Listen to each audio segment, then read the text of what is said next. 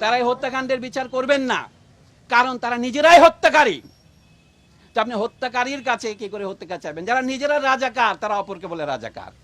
এই হত্যাকাণ্ড রাষ্ট্রীয় মদতে হয়েছে, রাষ্ট্রীয় বাহিনীর দ্বারা হয়েছে এবং রাষ্ট্রীয় বাহিনীর সহযোগীদের দ্বারা হয়েছে। দেশের সিভিল সার্ভিস থেকে শুরু করে সমস্ত সরকারি চাকরিতে সকলের বৈধভাবে প্রতিযোগিতা করার অধিকার থাকবে কি থাকবে না, সেই প্রশ্নটা অরাজনৈতিক প্রশ্ন নয়, এটা একটা রাজনৈতিক প্রশ্ন। কিন্তু রাজনৈতিক প্রশ্নের রাজনৈতিক সমাধানের দিকে না গিয়ে দেশের সরকার প্রথমে সেইটাকে এক পাশে ঠেলে দিতে চেয়েছে, উপেক্ষা করতে চেয়েছে, পরে যে দমন নীতি অবলম্বন করেছে নিজেদের পেটোয়া বাহিনী দিয়ে, সেটা থেকেই এই হত্যাকাণ্ডের শুরু। আমরা প্রথমেই পরিষ্কার করে বলতে চাই, এই হত্যাকাণ্ড রাষ্ট্রীয় মদতে হয়েছে, রাষ্ট্রীয় বাহিনীর দ্বারা হয়েছে এবং রাষ্ট্রীয় বাহিনীর সহযোগীদের দ্বারা হয়েছে, যাদেরকে আমরা বলতে পারি প্রাইভেট বাহিনী। এর বিশ্বাসযোগ্য তদন্তের জন্য অবশ্যই বর্তমান পরিস্থিতিতে আন্তর্জাতিক তদন্ত দরকার।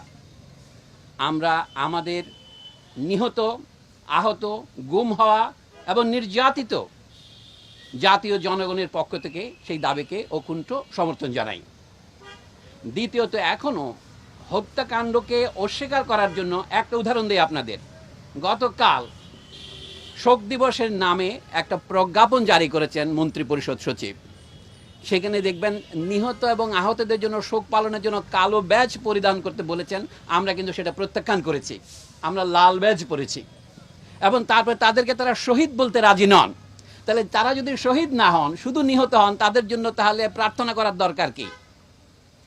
এটা হচ্ছে একটা নয়, এই ধরনের অজস্র সবিরোধ আপনারা পাবেন।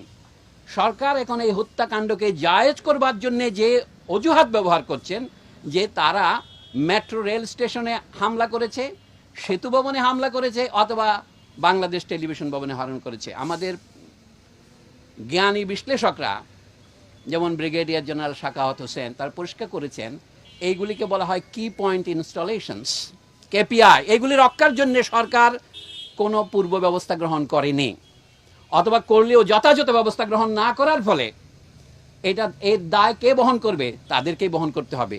আর যেখানে গুলি হয়েছে, ধরুন প্রথমেই আবু সাইদ যেখানে নিহত হয়েছে রংপুরে, সেখানে কোন কেপিআই আক্রমণ করেছিল তারা? এখনো সরকারের সর্বোচ্চ মহল থেকে বলা হচ্ছে যে আমাদের উন্নয়নের প্রতীকগুলোকে ধ্বংস করার জন্যে আমাদের রাজনৈতিক বিরোধীরা এই আন্দোলনে ঢুকে পড়েছে। কথাটা যদি ধরে নেই, যুক্তির খাতিরে সত্য হই, তাহলে বলতে হবে দেশের মানুষ এটাকে সেই মুহূর্তে সমর্থন করলো কেন? ধরুন মিরপুর 10-এ অথবা অন্যান্য যে মেট্রো রেলে আক্রমণ করলে কেন?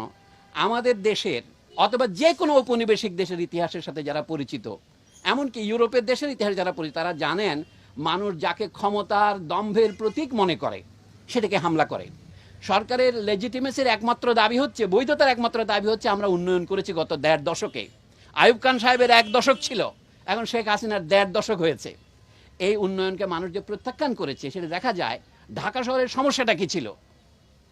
গণযোগাযোগ ব্যবস্থার একটা বৈজ্ঞানিক পদ্ধতি, পাবলিক ট্রান্সপোর্টেশন সিস্টেম, সেটা দিয়ে মেট্রো রেল দিয়ে সেটার সমাধান হবে না। তাদেরই প্রকাশিত তথ্য অনুসারে এটা যখন সম্পূর্ণ চালু হবে, তাকে মাত্র 9% লোক এতে উপকার পাবেন। কাজে এইটাকে প্রতীকী করে দেশের সমস্ত বাজেটের টাকাকে এক খাতে নিয়ে যাওয়া, এই ম্যান্ডেট কে দিয়েছে? এটা জনগণের সাথে আলোচনা করা হয়েছে। সুতরাং মানুষ যখন তথাকথিত উন্নয়নের প্রতীকগুলিকে আক্রমণ করে, সেটাকে আপনি প্রথমে মনে হবে দুর্ঘটনা, কিন্তু না, এর পেছনে একটা কারণ আছে। আমরা বলেছি সরকারকে ক্ষমা চাইতে হবে, এখন সেই পর্যায়ে পার হয়ে গেছে। এখন জনগণের পক্ষ থেকে ক্রমশ ধ্বনি উঠবে, এই সরকারের ক্ষমতা থাকার অবস্থায় আপনারা কি কেউ বিশ্বাস করেন তারাই ন্যায় বিচার করতে পারবেন? তারাই হত্যাকাণ্ডের বিচার করবেন না, কারণ তারা নিজেরাই হত্যাকারী। তো আপনি হত্যাকারীর কাছে কি করে হত্যাকার চাইবেন? যারা নিজেরা রাজাকার তারা অপরকে বলে রাজাকার। পৃথিবীতে এর চেয়ে বড় পরিহাস আর কি আছে?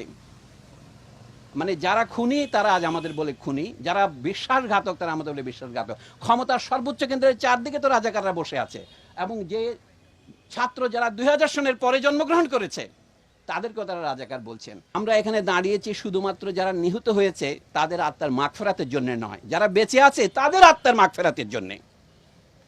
আমাদের মাগফিরাত হচ্ছে, মাগফিরাতের মূল কথা হচ্ছে ক্ষমা, আল্লাহর কাছে ক্ষমা চাওয়া। আল্লাহ গফুরুর রহিম, এবং যারা নিহত এবং আহত এবং যারা নির্যাতিত এখন নিপীড়িত এবং যারা পলাতক, আমরা তাদের প্রতিকার চাই। এবং তাই প্রতিকার সম্ভব হবে যখন দেশের সমগ্র জনগণ ওদের মতোই বেরিয়ে আসবে। বলা হচ্ছে এটা শুধু ছাত্র যুবকদের আন্দোলন, আসলে এটা ছাত্র যুবকদের আন্দোলন নয়, এটা সারা দেশের আন্দোলনে পরিণত হয়েছে এবং পরিণত হতে চলেছে। আন্দোলন বন্ধ হয় নাই, আন্দোলন বন্ধ হবে না। আমরা আজকে শিক্ষক হিসেবে দাঁড়িয়েছি, কিন্তু আমরা শিক্ষকতার বাইরেও আমাদের সামাজিক ভূমিকা আছে। আমরা তো ভোটারও বটে। এবং সবচেয়ে আমি একটা আত্মসমালোচনা করব, আমরা আমাদের যথাযথ ভূমিকা পালন করিনি। একটা কথা আপনাদের বলি, আমাদের একটা ধারণা ছিল বেসরকারি বিশ্ববিদ্যালয়ের ছেলে মেয়েগুলো ফার্মের মুরগি, ওরা রাজনীতি করে না, এটা ঠিক ওদেরকে রাজনীতি করতে দেওয়া হয় না, উৎসাহিত করা হয় না। আজকে আমরা অবাক হলাম যখন সরকারি বা পাবলিক বিশ্ববিদ্যালয়গুলিতে সরকারি বাহিনীর হামলার ফলে সাধারণ ছাত্ররা জেগে উঠলো তাদের বিরুদ্ধে। তারা যখন পরাজয়ের মুখে, তখন তাদেরকে সরিয়ে নিয়ে রাষ্ট্রীয় বাহিনী ঢুকিয়ে দেওয়া হলো। এবং তখনই দেখা গেল আন্দোলন ছড়িয়ে পড়লো। শুধু কি ঢাকার প্রাইভেট বিশ্ববিদ্যালয়গুলিতে না, সারা দেশেতে ছড়িয়ে পড়লো। মানব জাতির ইতিহাস যদি দেখেন, আসলে কি মানুষ যাকে যে যুগকে আমরা আদিম যুগ বলি, মধ্যযুগ বলি, তার তুলনায় আমরা কি বেশি সভ্য, বেশি সদয়, বেশি দয়ালু, বেশি ভালোবাসা প্রবণ হয়েছি? আমার সন্দেহ আছে। সেটা নিয়ে আজকে আলোচনা করার বিষয় নয়, কিন্তু আমি বলবো তারপরেও আপনার ভবিষ্যৎ প্রগতির জন্য নয়, আপনার আজকের জন্যেই আমাদের দাঁড়াতে হবে বুক বেঁধে। হ্যাঁ, গুলিতে যারা মারা গিয়েছেন তারা আমাদের পথপ্রদর্শক। আমাদের মধ্যে অনেকে আমরাও মারা যেতে পারি, আমরাও গ্রেপ্তার হতে পারি, সেটা মনে রাখতে হবে আপনাদের। আমরা বিশাল জনস্রোতের সঙ্গে আছি, কিন্তু আমরা ভেসে যাওয়ার জন্য আসিনি। আমাদের বুদ্ধিজীবী হিসাবে আমাদের আত্মসমালোচনা দরকার। আমাদের এই সমস্যার পুরো পুঙ্খানুপুঙ্খ ব্যাখ্যা করা দরকার। সংকটের উৎপত্তি কোথায় সেটাকে না গিয়ে সরকার এখন বলছে এই দল সেই দলকে নিষিদ্ধ করব। সেটা কিন্তু মূল সমস্যার কোনো হাতই লাগবে না, শুধু সমস্যাকে আরো বাড়াবে, আরো ক্যান্সারের সৃষ্টিপাত করবে।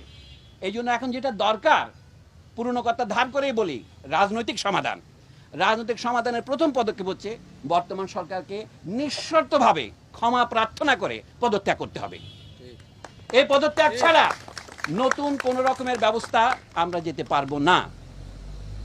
হয়তো এখন আমার কথা আপনাদের কাছে এখনো মনে হবে খানিকটা ইউটোপিয়ান, কাল্পনিক, কিন্তু আপনারা সেটা দেখতে যাচ্ছেন। আজ না হোক কাল হোক, যত দ্রুত এই অবস্থার পরিসমাপ্তি হয় ততই আমরা বিশ্ববিদ্যালয় খুলতে পারবো। আমরা লিখে দিচ্ছি শিক্ষার্থীরা গ্রেপ্তার কেন, অবিলম্বে মুক্তি দাও, সেটা আমাদের দাবি।